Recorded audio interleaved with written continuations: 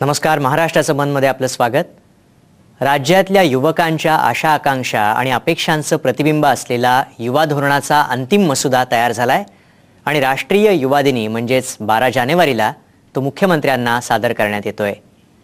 युवा धोरण म्हणजे नक्की काय आणि ते कशासाठी, ते तयार करण्यासाठीचा मसुदा कशा प्रकारे तयार करण्यात आलाय या संदर्भात आज महाराष्ट्राचं मनमध्ये आपण सविस्तर चर्चा करणार आहोत.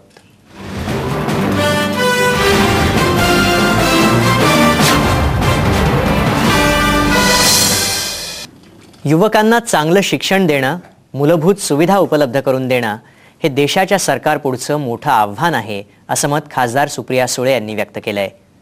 रोल मॉडेल म्हणून युवकांपुढे प्रसिद्ध आणि यशस्वी व्यक्तीच असली पाहिजे असं नाही, चांगलं रोल मॉडेल तुमच्या घरातही असू शकतं असं त्या म्हणाल्या. 21व्या शतकात भारत महासत्ता बनण्याकडे वाटचाल करतोय आणि ही महासत्ता बनवण्यामध्ये मुख्य रोल असणार आहे तो भारताच्या यंग ब्रिगेडचा. पण काय करावं या कन्फ्युजन मध्ये जशी ही यंग पिढी आहे, तरुण पिढी आहे, तसंच सरकारची धोरणं सुद्धा त्यांच्या बाबतीतली थोडीशी कन्फ्युजिंग आहेत.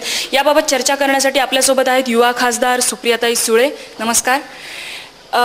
सरकारची धोरणं, भारताकडे एवढा मोठा यंग जीन पूल असताना सुद्धा सरकारची धोरणं एवढी गोंधळात टाकणारी का आहेत, काय वाटतं आपल्याला? नाही, गोंधळात टाकणारी अशी नाही आहे. मला वाटतं सगळ्यात मोठं आव्हान आज शिक्षण हे आपल्या युवा पिढीच्या पुढे आहे. म्हणूनच राईट टू एज्युकेशन बिल जे आता विधेयक केंद्र सरकारने पास केलेलं आहे, पण त्याच्यात आम्हाला जे शिक्षण क्षेत्रात आम्ही जे काम करतो त्याच्यात आम्ही त्यांना अशा काही रिक्वेस्ट केलेल्या आहेत की ते 6 ते 14 वर्षाच्या मुलांना शिक्षणाचं आहे ते 18 तरी मिनिमम केलंच पाहिजे. आणि त्याचबरोबर दर्जा, शिक्षणाचा जो दर्जा आहे तो त्याच्यात लक्ष शासनाने घातलं पाहिजे.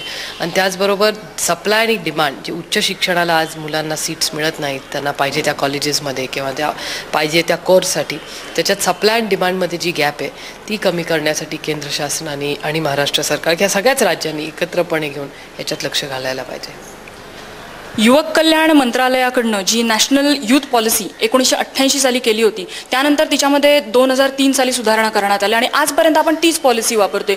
जगाचा जर बदलण्याचा आपण स्पीड बघितला तर इतक्या वेगवान जगामध्ये इतकं काय म्हणता येईल याच्याबद्दल, हे योग्य आहे?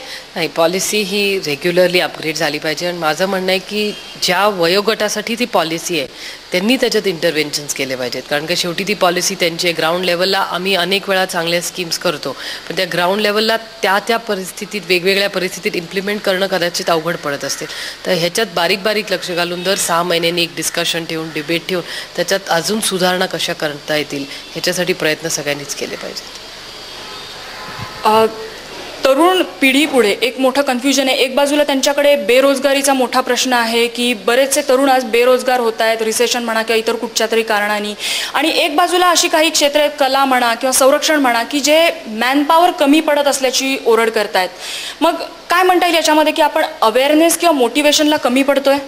नाही, मला वाटत नाही. डिग्निटी ऑफ लेबर, मला वाटतं प्रत्येक काम हे चांगलंच आहे, त्याच्यातून तुम्हाला तेवढेच रिटर्न्स मिळणार आहेत. शेवटी एक कॉम्पिटेटिव्ह जग आहे, सगळ्यांना चांगल्या गोष्टी आज भोगायच्या आहेत आणि का करू नये. मला वाटतं प्रत्येकाला चांगलं घर हवं आहे, चांगली लाईफस्टाईल हवी आहे.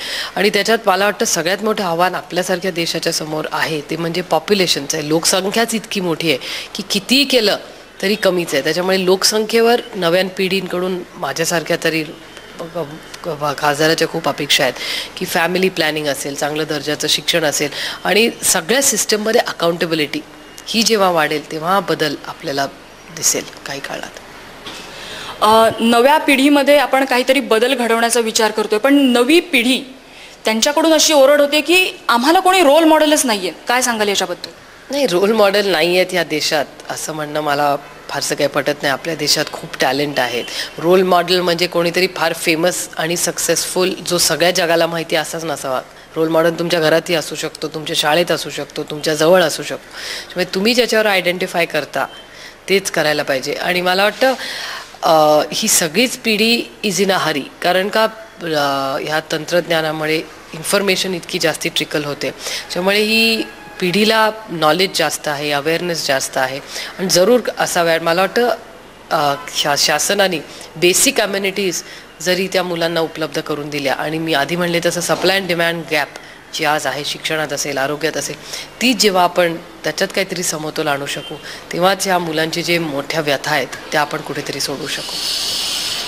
आपण लोकसभेवर निवडून गेलाय, एक युवा खासदार आहात, युवा पिढीने आपल्याला निवडून दिलेलं आहे, त्यांच्या तुमच्याकडून काही अपेक्षा आहेत. तर हे युवा पिढीसाठी असलेलं सरकारचं धोरण, यात नेमक्या ठळकपणे कोणत्या गोष्टी असाव्या असं आपल्याला वाटतं? मला वाटतं सगळ्यात मोठी आव्हान ह्या युवक धोरणात अशी आहे की इक्वालिटी आणि सगळेच विषय आणि ते एकत्र चालावे. म्हणजे मुलांचं आरोग्य हे महत्त्वाचं आहे, मुलांचं शिक्षण हे, लाईव्हलीहुड्स, त्यांना जॉब ऑपॉर्च्युनिटीज काय असाव्या, मुलांचे प्रश्न असतात, ड्रग ॲडिक्शन असेल, खूप वेगवेगळे प्रश्न त्या पिढीत असतात, पण त्याला नक्की सांगणारं कोणीच नसतं.